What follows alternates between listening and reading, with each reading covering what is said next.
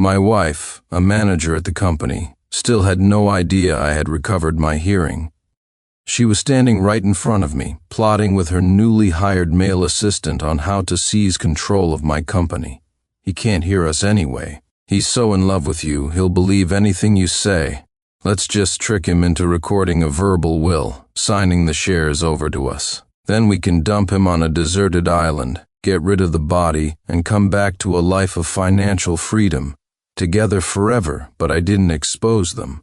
Instead, I smiled, transferred all my shares to my wife, and willingly went to the island to fake an accidental drowning. After all, no one knew that my company's financial chain had already snapped, leaving it with over $100 million in outstanding payments. Soon my wife and her male assistant would be saddled with that astronomical debt, doomed to a life worse than death. Chapter 1. In the office, my heart trembled as I listened to my wife, Victoria Quinn, cheerfully discussing with her male assistant, Landon Shaw, how to steal my company. After a full year, I had finally regained my hearing. I had originally planned to come to the company to give Victoria a surprise. I never expected she'd have this kind of gift prepared for me. Their conversation was so natural, so completely undisguised. Clearly, this wasn't the first time they'd had a discussion like this. Over the past year, just how many times had Victoria deceived me like this? Before I could say a word, Victoria noticed something was off about me. She gently used sign language to ask, "Darling, what's wrong? You suddenly look so pale." Her expression was so natural, so concerned.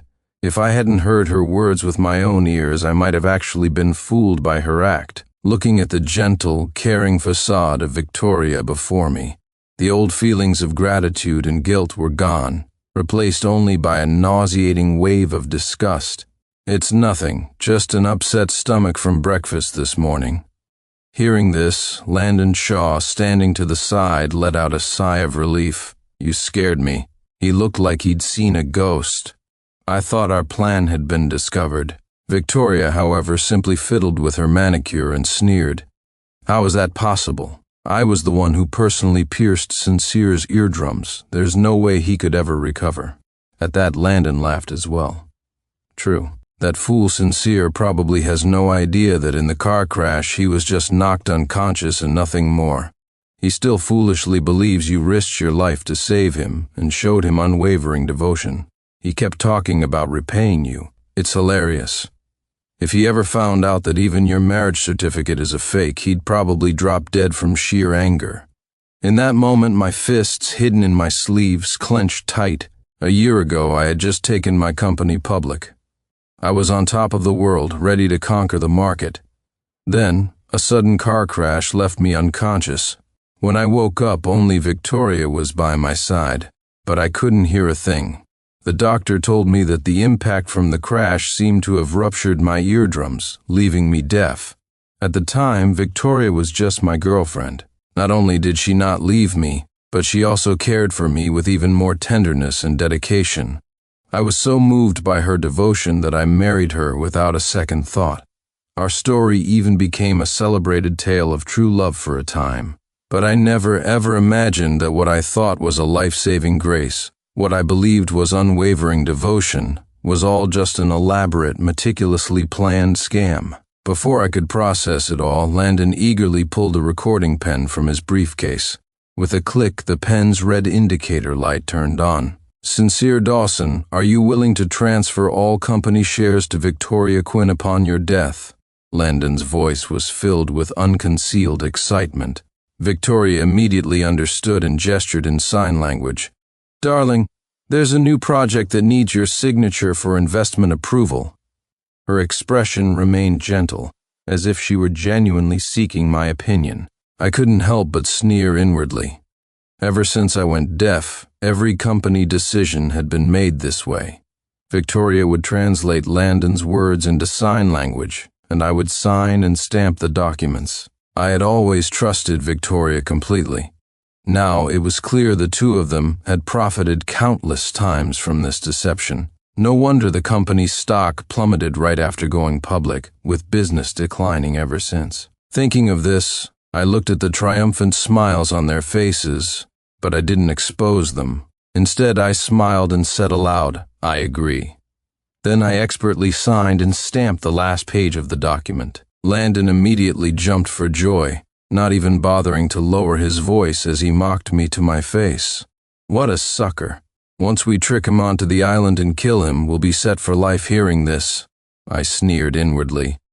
They had no idea that over the past year, their reckless decisions had already buried the company under a mountain of debt. I had kept it from Victoria because I didn't want her to worry. I'd been stressing over this, trying every possible way to turn things around. But now this was perfect. Since they wanted the company so badly, I'd be more than happy to gift them the hundreds of millions in debt along with it. Since the marriage certificate was fake anyway, I wouldn't be liable for the debt. All I had to do was fake my death to get away, and I could escape this mess and make that wretched pair pay.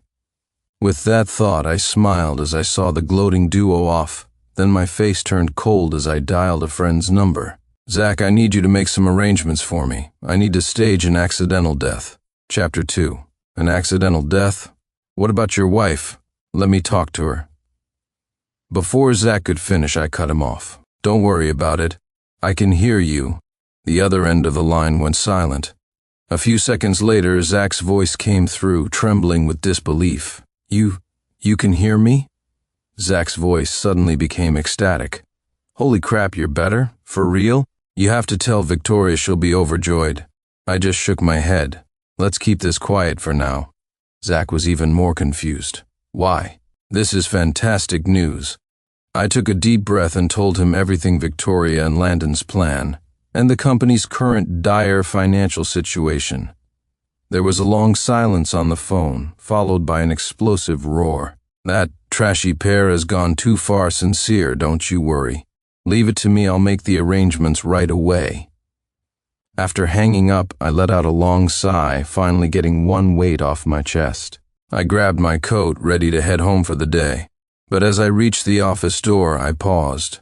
From outside the office came a chorus of fawning voices. "Wow, Mr. Shaw. Is that the new Patek Philippe? I heard it costs over $1 million. Mess Quinn is so good to you. Hey, why are you still calling him assistant? It won't be long before Mr. Shaw is the president, right?" Another voice, a little lower, chimed in. "Shouldn't we keep it down? What if Mr. Dawson finds out?" The employee leading the chatter scoffed dismissively. "He's deaf. It's been a year. He's nothing but a puppet now. Everyone in this company knows Landon Shaw and Mess Quinn are the real decision makers." Yeah, Mr. Shaw. Here's some ginseng I brought back from my hometown. I'll need you to take care of my travel expense reimbursement." Watching the sycophantic display from behind the thin glass door, my gaze turned icy. The employee who spoke first was Leo Croft. I had once considered him the backbone of the company, a technical expert I had personally mentored. It wouldn't be an exaggeration to call him my apprentice. I remember when he was so poor he couldn't even afford tuition. I made an exception and gave him an internship, teaching him technical theories far beyond any textbook or what was common in the market.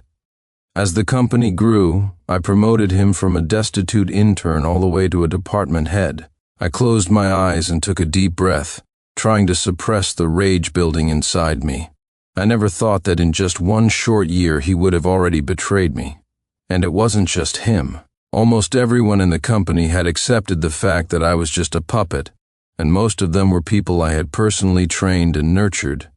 I had originally thought that after shedding the mess of this company, I would take them with me to start anew. Now, it seemed there was no need for that. I let out a cold laugh and turned to leave, a pack of ungrateful snakes in the grass. Let them follow Victoria and Landon straight to hell. The next day, Victoria deliberately wore gloves and a mask. In the -3-degree weather, she explained she was afraid of getting a sunburn. Hearing this absurd excuse, I couldn't help but sneer inwardly.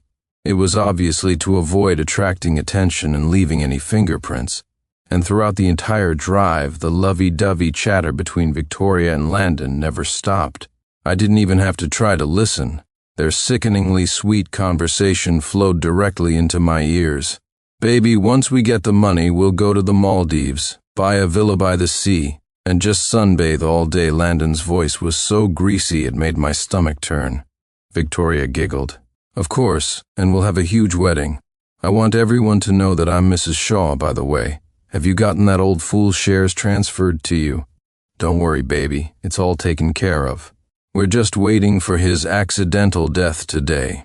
There was a hint of triumph in Victoria's voice. I kept my face impassive as I drove, but my fingernails were digging so deep into the steering wheel they nearly broke the skin. Soon we arrived at the beach they had planned for. The place was remote, no one ever came here.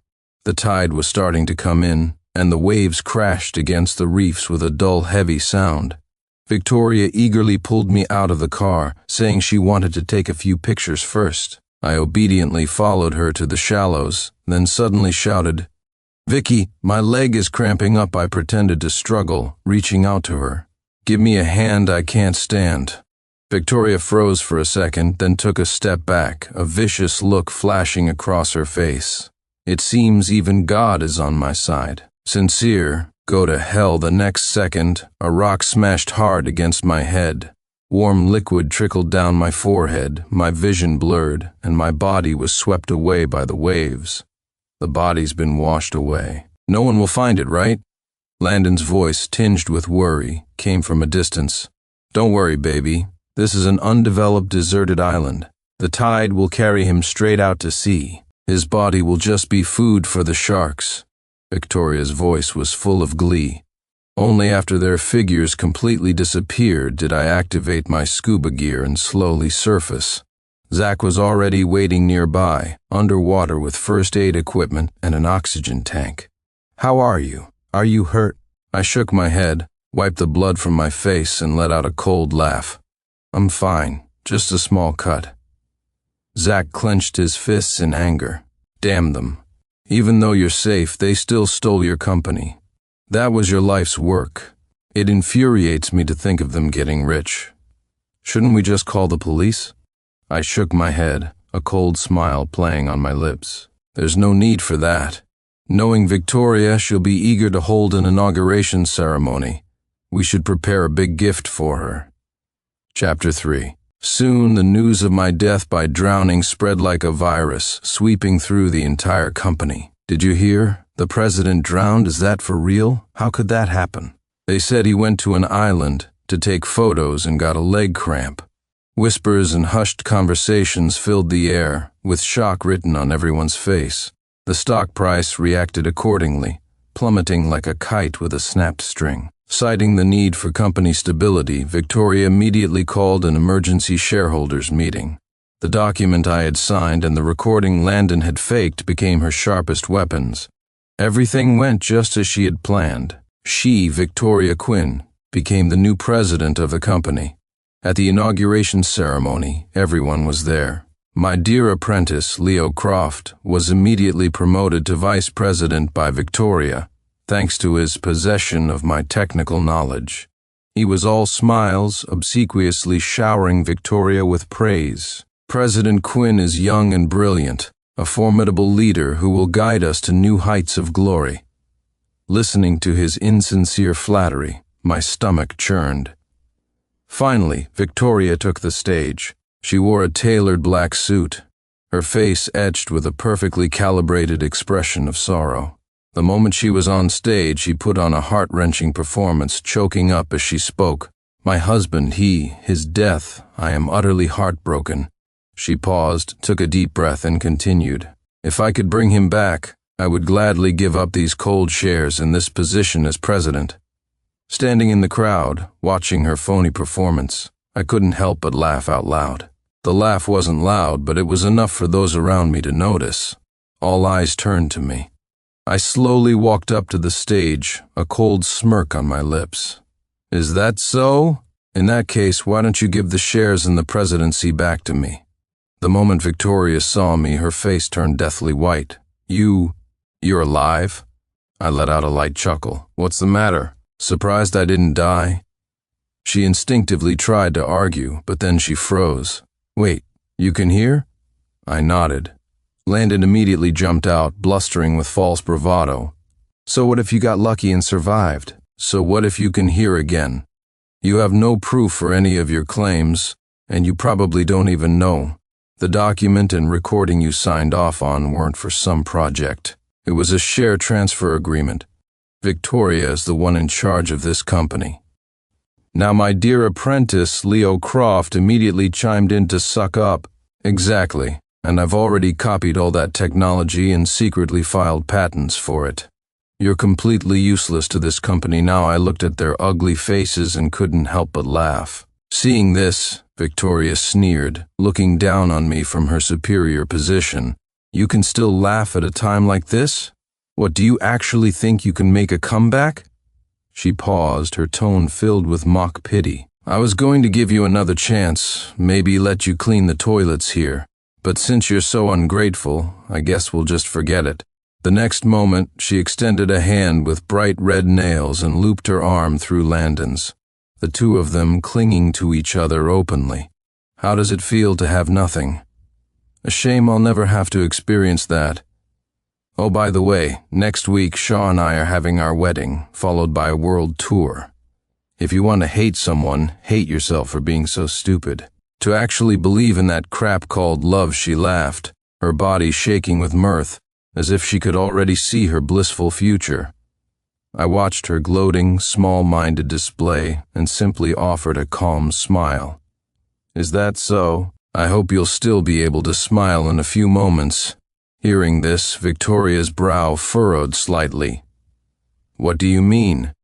Before she could press further, a group of men suddenly burst into her inauguration ceremony. You're the president of this company, right?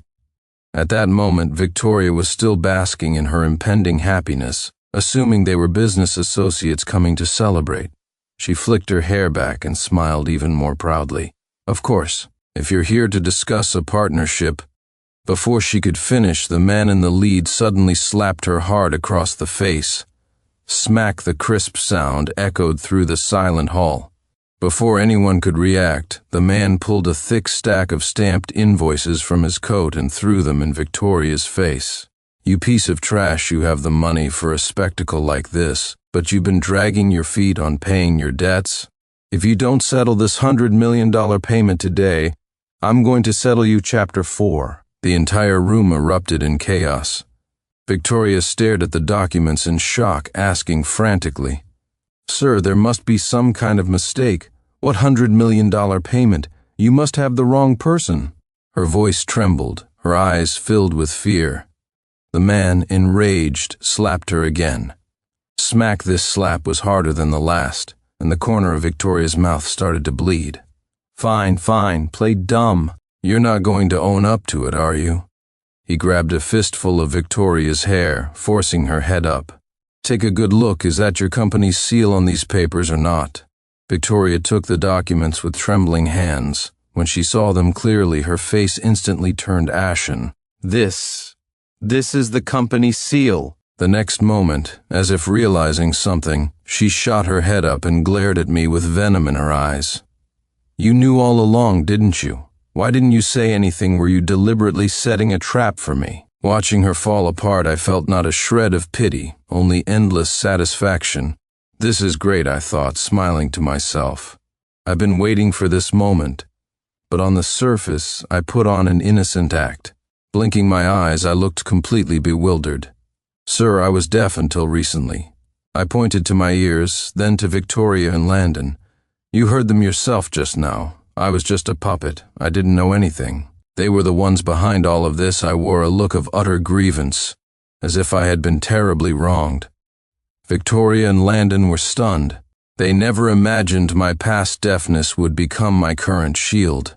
They had truly shot themselves in the foot. Landon's face was ashen. He wanted to argue but found himself speechless. After all, to seize control, he had been the one to announce to the world that I was in poor health, and that Victoria was handling all company affairs as my proxy. Now that lie had become the sharpest knife, stabbing them both right in the back. Victoria was trembling with rage. She never thought I would turn on them like this. You, she pointed at me, unable to form a complete sentence. The debt collectors saw this and became even more convinced that Victoria was just stalling. He waved his hand and roared at his men. Surround them. A group of burly men immediately moved, blocking all the exits. Now Victoria was truly panicking. She had thought that becoming president meant she would have control over everything. She never expected to be plunged into an even bigger crisis before she could even taste victory. She looked at me in terror, her eyes filled with despair. Why would you do this? Her voice quivered as she tried to guilt-trip me. We were married. We've known each other for 10 years. Why would you pull a stunt like this? I looked at her hypocritical face and sneered. Married? She had the nerve to say that. I recalled our once happy times, a flicker of sadness crossing my eyes before my voice turned cold. In the beginning, when we were in school, our relationship was good. But you changed after I started my own business and earned my first real money. You became more and more vain, materialistic, and unfamiliar. I tolerated it for the sake of our history. I even believed you had saved me, that you would never leave my side. In the end, it was all a lie. You have no right to say any of this to me. My words, like a sharp sword, pierced through Victoria's facade. Her face was pale, her lips trembled, but she couldn't offer a single word in her defense.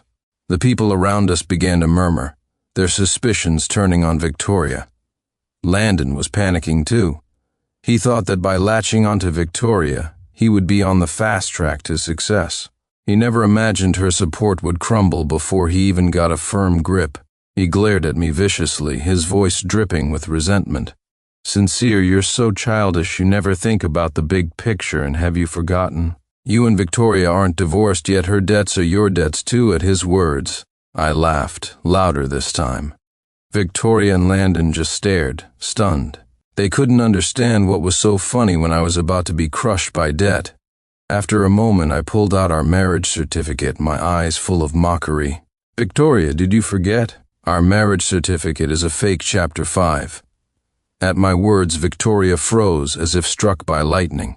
Her mouth hung slightly open, but no sound came out. She pointed at me, her finger trembling so violently she looked like a late-stage Parkinson's patient. You. How did you know? Could it be you've had your hearing back for a while? Her voice shot up, shrill and piercing, like nails on a chalkboard, making my skin crawl. I chuckled inwardly but kept my face impassive, a mask of calm indifference. That's none of your concern. You should probably focus on figuring out how to solve the company's debt problem. Seeing that the tables had completely turned, my apprentice, Leo Croft, the very same one who used to call me Master more sweetly than anyone, his eyes darted around like beads on an abacus. His expression changed faster than a Sichuan opera mask. He dropped to his knees in front of me with a thud, his face a mess of tears and snot, wailing as if his parents had just died. Master, I was wrong, he sobbed, his voice choked with emotion, as if he were the victim of some great injustice. They threatened me. I've always respected you. The only reason I agreed to help them was to infiltrate their ranks and get revenge for you, Master. His performance was a masterclass in crocodile tears, worthy of an Oscar. Watching him, I couldn't help but sneer. With acting skills like that, it was a shame he wasn't in Hollywood. If I hadn't personally heard him in the office, mocking me as a mere puppet, I would have found it hard to believe the apprentice I had personally nurtured could be so rotten. A person's heart is truly harder to fathom than a needle at the bottom of the sea. Nearby, Victoria and Landon were completely dumbfounded. They stood there like two plucked chickens, frozen to the spot. How dare you switch sides? Landon pointed at Leo, trembling with rage, unable to speak. He never imagined that his meticulous plan would not only be ruined by my resurrection, but that his own pawn would now turn against him. However, I had no intention of forgiving Leo. I sighed and took a recording pen from my pocket. With a soft click, the play button lit up. The next moment, Leo's voice filled the room. That old deaf one is just a puppet. He doesn't know anything. Once Ms. Quinn and Mr. Shaw are in charge, the good times will really start for us. As the recording played on, Leo's face grew paler and paler. He was panicking, truly panicking. His eyes darted around, unable to meet mine. "Mr. Dawson, I can explain," he stammered, like a child caught doing something wrong. But I just shook my head. "I believe I told you once that a person has to take responsibility for their choices. What goes around, comes around." Leo was silent for a long moment, as if thinking, or perhaps despairing. Suddenly, he burst into a crazed laugh, a shrill sound that sent shivers down the spine. "So what? So what if there's debt? Don't forget, you're nothing now. With a few clicks, I can have you blacklisted, then we'll see who goes down first." His eyes were savage, like a cornered animal. Victoria, snapping out of her stupor, seemed to grab onto this as a lifeline. She barked, "That's right, Sincere as president. All I have to do is say the word, and you'll be blacklisted industry-wide instead. Of mutually assured destruction, we should be thinking about how to solve this debt problem together." Her tone was forceful, as if she still held all the cards. But I simply reached into my suit pocket, pulled out a business card, and held it in front of her. "I've already joined Apex Group as their new vice president, so you don't need to worry about me." Chapter 6. Victoria took the business card, and the expression on her face instantly froze. She looked as if she had swallowed a fly, disgusted and humiliated. She stared at the words on the card, completely stunned. Apex Group. They were the undisputed leader in the industry, a company she had only dreamed of partnering with. And now her ex-husband was the vice president of Apex Group. The air in the room grew thick and still. The surrounding shareholders stared, their eyes wide and their mouths agape, large enough to fit an egg. Apex Group? One shareholder stammered, reading the name on the card. Another rubbed his eyes in disbelief, as if seeing a ghost. Sincere Dawson is their VP? Their voices trembled with shock and confusion. I was secretly thrilled, but on the surface I maintained a faint, calm smile. The effect was even better than I had imagined. Victoria looked like she'd been struck by lightning. She mechanically held the card, her gaze fixed and vacant. Apex Group was the partner of her dreams, and now her ex-husband was their vice president. For her, this was a bolt from the blue. How could you, she stammered, unable to believe it. I chuckled lightly and began to explain. In truth, Apex Group had been trying to acquire my company for a long time. They admired my technology and my vision. They had even made a very generous offer. But I had always refused. I valued my freedom and didn't want to be tied down. It was only after the company's finances were wrecked by those two parasites, Victoria and Landon, that the money chain broke. That was when I had no choice but to join Apex Group. Fortunately, they still admired my drive. Not only did they make me a vice president on the spot, but they also gave me millions in stock options. For me, this was a new beginning. After I finished, Victoria's face grew even uglier. She glared at me, grinding her teeth, the hatred in her eyes practically boiling over. "So you already had your next move lined up. No wonder you were so ruthless." Her voice was shrill and piercing, like a knife stabbing at me. I sneered inwardly. "Compared to what you did to me, what is this?" At that moment, the debt collector impatiently cut her off. "Cut the crap, pay up." His coarse voice snapped Victoria out of her rage. She put on a pitiful, tear-streaked face. "I don't have any money." The debt collector just sneered. "You're the president of a public company. Who's going to believe you don't have money?" They closed in on Victoria, their eyes menacing, as if they were about to eat her alive. Victoria stumbled backward, pale with fear. What are you trying to do?" The men didn't speak, they just kept advancing. Just as they were about to grab her, Victoria finally broke. I have money, I'll pay right now." She fumbled in her purse, pulled out a bank card and handed it to them. The debt collector took the card and swiped it. "This is only a few $100,000. Are you messing with us?" Their tone grew harsher, the anger in their eyes flaring. Victoria trembled, tears streaming down her face. That's really all there is. The rest was stolen by Sincere." Chapter 7. She pointed at me, wailing as if I were a despicable criminal. I was stunned. This woman truly wouldn't give up until she was faced with utter ruin. Even now, she was still trying to frame me? I took a deep breath, forcing down the rage building inside me. Victoria, have you no shame? When did I ever steal your money? My voice was ice cold, devoid of any emotion. Victoria cried even harder, as if she were the victim of a great injustice. It was you. It was you. You stole my money. Give me back my money. I frowned. The card has been in your possession. What could I have possibly stolen? Victoria cried, her voice hoarse and her face streaked with tears. The security phone number on the account is mine, and only the two of us knew the password if you didn't secretly drain. My account, how could there be no money left in it, she screamed, looking for all the world like a deeply wronged woman. I glanced over at Landon Shaw. As expected, he didn't disappoint. He immediately jumped in, pointing at me with righteous indignation. Sincere, you are a truly heartless man. And after Vicky trusted you so much, how could you steal her money behind her back? He shook his head in feigned despair, as if I were the most heinous of criminals. I sneered to myself. With acting like that, it was a waste he wasn't an actor. In an instant, the surrounding shareholders began whispering among themselves, their gazes turning suspicious as they looked at me. The debt collectors glared at me with even more hostility, as if they were ready to tear me apart. I took a deep breath, suppressed my anger, and let a cold smile form on my lips. Is that so? It's simple enough to find out the truth. Why don't we just check the bank statements? We'll see exactly where the money went. It will all be crystal clear. Hearing this, Victoria's face instantly went pale, her eyes darting around in a clear panic. You're just stalling for time, she stammered, her voice trembling.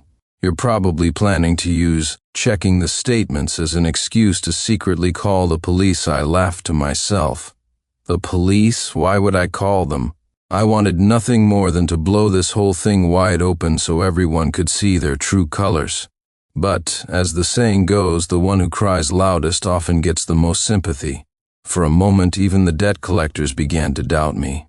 Cut the crap, I don't care who it was, just get the money out now or I'll chop off your hands. He raised a fist the size of a melon and waved it in front of my face. But I just gave a contemptuous smile, my eyes filled with disdain. It's just the bank statements. Here, you can have them. Chapter 8. I took my phone out of my pocket, opened the banking app, pulled up the transaction history, and handed it to the lead debt collector. My movements were calm and unhurried, as if everything was under my control. The man took the phone and carefully examined the records. His expression slowly grew serious, his eyes filling with confusion. The transaction history clearly showed that most of the money from the card had been used for company operations, with another portion transferred directly to Victoria's personal account. There was no trace of me stealing anything. The other shareholders crowded around, looking at the records. Their expressions shifted from suspicion to shock, and then to anger. The looks they gave Victoria and Landon were filled with contempt and disgust. Victoria and Landon's faces were ashen, white as sheets of paper. How do you have? I let out a cold laugh. It was always my card. I had anticipated she would try to pull a stunt like this. After all, a cornered dog will bite. So, after my fake death, the first thing I did was go to the bank and pull all the transaction records. I printed out all the evidence, just in case.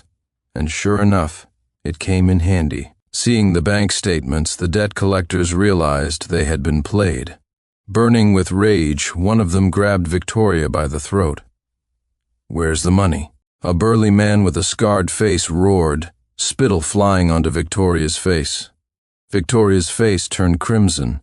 She struggled desperately but couldn't break free. Cough, cough. I don't have it. She managed to choke out a few words, her eyes filled with terror. I watched coldly, feeling not a shred of sympathy. She had brought all of this upon herself. I turned and walked away, not giving them another glance. I had more important things to do. Soon the news of Victoria's $100 million debt spread throughout the industry. Companies that had been interested in partnering with her quickly terminated their agreements. The company came to a complete standstill. With no distribution channels, their manufactured goods piled up in warehouses, unable to be sold.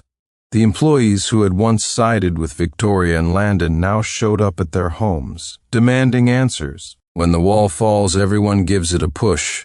There is no better illustration of the coldness of the world. Pushed to the brink, Victoria came crawling back to me. She wore a different face now, as gentle as a kitten. "Sincere, I bought you a gift." She handed me a beautifully wrapped box. I took it and opened it. Inside was a men's watch. I recognized it instantly. It was the one she had previously given to Landon. Ever since I lost my hearing, my eyesight and powers of observation had sharpened considerably. Even the smallest details didn't escape my notice. I sneered and tossed the box directly into the trash can. "If you have something to say, say it." My tone was ice cold, devoid of any emotion. Victoria's expression soured, but she forced a smile. "Sincere, could you talk to Apex Group for me? Ask them to act as a guarantor, to maintain our partnerships. I can give up the presidency and the shares. We can split it 70-30. No, 90-10 is fine too, as long as I can find a way to pay back the debt." Her tone was practically begging, but I ignored her.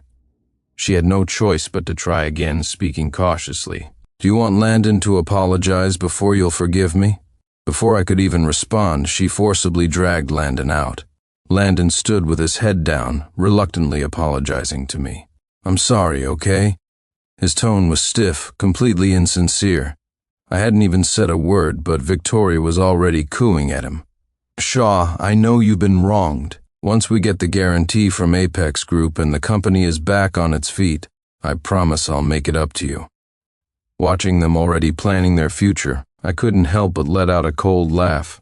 "You can apologize all you want, but when did I ever say I was going to help you?" Chapter 9. Hearing my words, Victoria frowned, looking at me with complete confusion. "Sincere, what more do you want?" Her eyes were red, as if she were the victim of a great injustice. "Landon and I have both been punished, and we've apologized. Are you still not satisfied?" She sniffled, tears welling up in her eyes. Looking at her hypocritical act, I only felt immense disgust.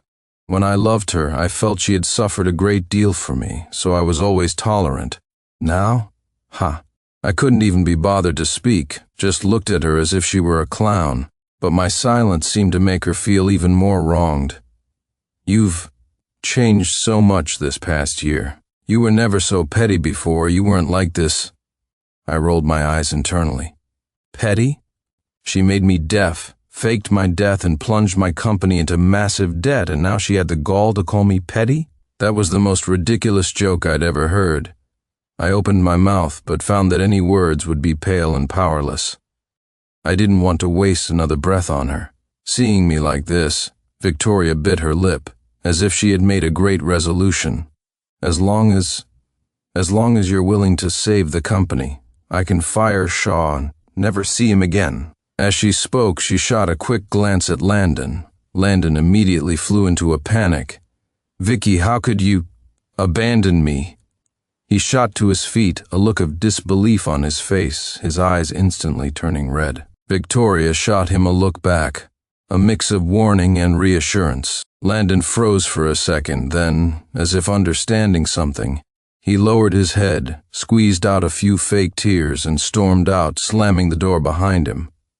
I saw right through their clumsy act. They thought I didn't know, but their every move was within my grasp.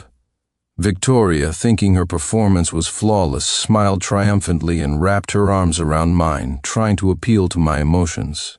"Sincere, you see? I broke up with him for you. From now on, my heart will only belong to you." But I just sneered and violently shook her hand off. "This love you speak of, does it also include deliberately causing a car crash and piercing my eardrums?" Chapter 10. My words struck Victoria like a bolt of lightning. Her face went deathly pale, the smile freezing on her lips. Her eyes widened, her lips trembled, but she couldn't utter a single word. You How did you know? I couldn't help but sneer. So you admit it. Only then did Victoria realize her slip of the tongue, and she frantically tried to explain. No, that's not it, Sincere, listen to me. It was an accident, it really was an accident, she was babbling, her eyes darting around in a panic. Her face was flushed red, like a ripe tomato, but I just smiled coldly, pulled a document from my folder and tossed it in front of her. With a sharp smack, the file landed on the polished marble table.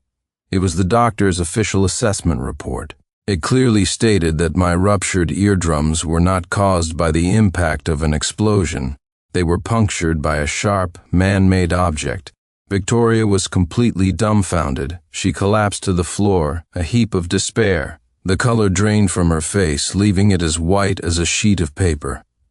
Sincere, I was wrong. I was possessed back then. I promise I'll be a good wife from now on. I'll take care of you. Please don't have me arrested, please. She reached out to grab the hem of my pants, but I ruthlessly kicked her hand away. Save it for the judge. The next moment I turned and left without a trace of hesitation. In the end, this farce finally came to its bleak conclusion. The story of my dear apprentice, Leo Croft, and his repeated betrayals spread throughout the industry. He was blacklisted by every company, his future utterly destroyed. The once promising young talent was now a pariah, scorned by all. As for Victoria, with ample evidence of her murder attempt, she was arrested for attempted murder. And because of her massive debts, not only was her company gone, but her home was also seized by the court, and all her valuable possessions were taken. Even her own parents disowned her, refusing to have anything to do with her ever again. Worse still, because she still couldn't pay off her debts, the collectors arranged for people on the inside to torment her. They even forced Victoria to sign an indenture contract, ensuring she would continue to work for them to pay off her debt after her release. And her little assistant, Landon Shaw, I heard he was taken to a labor camp in Southeast Asia to work off his debt, living a life worse than death. As for me, relying on my years of experience and technical expertise, I seized a new market opportunity and launched a new line of business. I was promoted by headquarters to be the head of the Asia-Pacific region, with a bright future ahead of me. Thinking of this, I stood by the floor-to-ceiling window, a glass of champagne in my hand, looking out over the entire city. My heart was calm, without a single ripple. With this, everything was over. From now on, it was a new life. The end.